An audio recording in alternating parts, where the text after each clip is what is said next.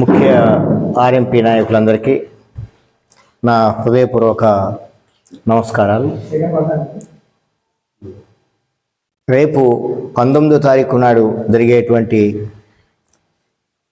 చలో హైదరాబాద్ కార్యక్రమం అసలు కనీసం 4 నెలల క్రితమే పెట్టనుండే. రాష్ట్రంలో వివిధ సంఘాలు ఉండటం వల్ల వాళ్ళు పిలుపునిస్తారా వీళ్ళు పిలుపునిస్తారా అని చెప్పని ఎదురు చూడటం జరిగింది. చివరికి ఒక స్టెప్ ముందుకు తీసుకొని ఇవాళ పిలుపునివ్వటం జరిగింది. ఈ సదస్సు లేదా చలో హైదరాబాద్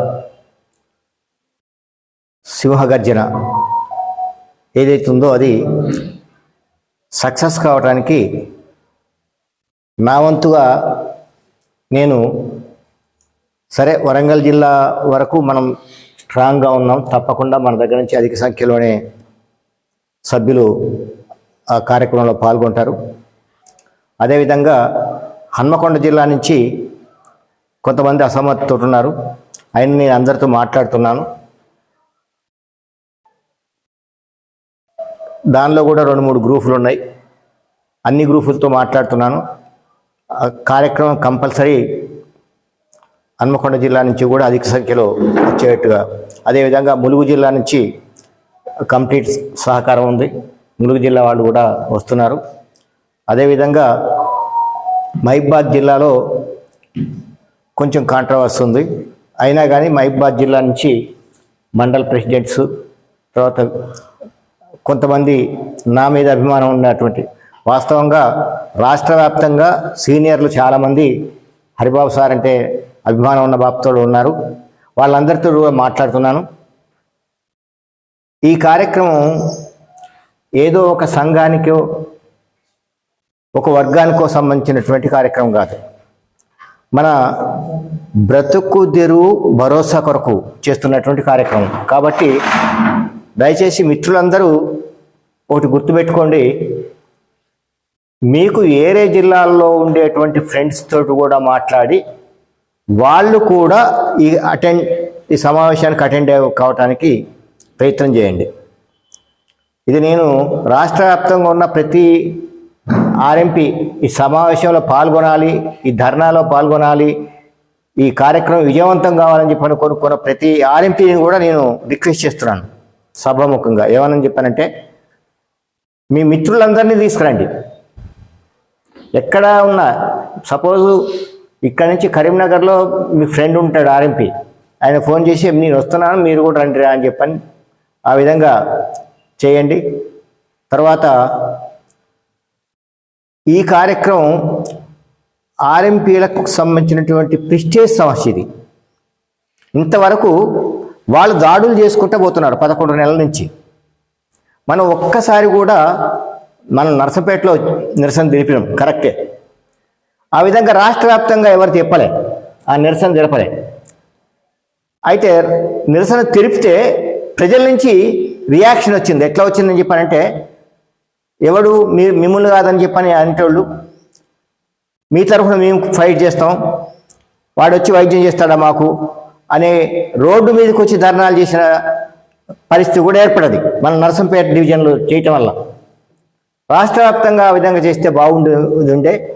అయితే దురదృష్టవశాత్తు జరగలే.